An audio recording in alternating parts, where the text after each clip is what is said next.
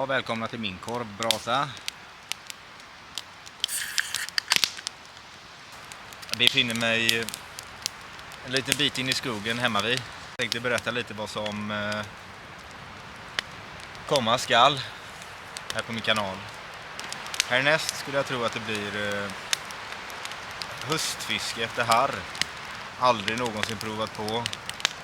Tänkte jag spela in nu i oktober. Så det ska bli spännande. Vart någonstans? Det får ni reda på då. Ni som följer mig på min kanal eller ni som tittar på mina filmer har fått se fjällvandring och så, men det blir det inte nu under vintern. Det blir mest dagsturer och lite kortare vandringar. Isfiske. Och även när snön kommer så kommer jag bege mig ut en snöskor. Det kommer bli något nytt för mig, det med. Och fram till våren, sommaren, kommer det bli bra mycket större äventyr. Längre vandringar, längre bort från civilisationen, mer fiske. Vill man se det så börja prenumerera på min kanal. Den får man inte glömma. Nej.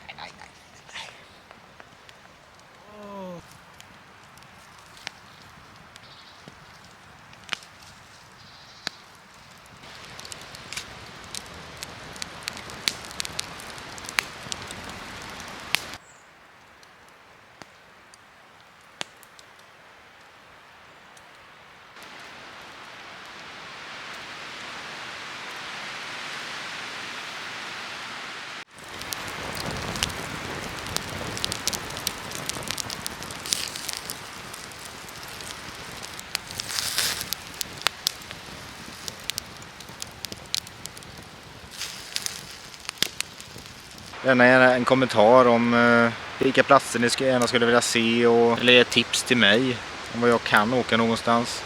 Vad som helst.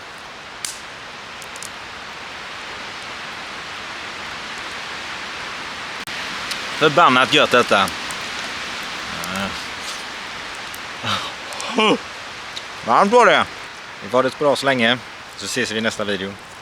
Ha det gött.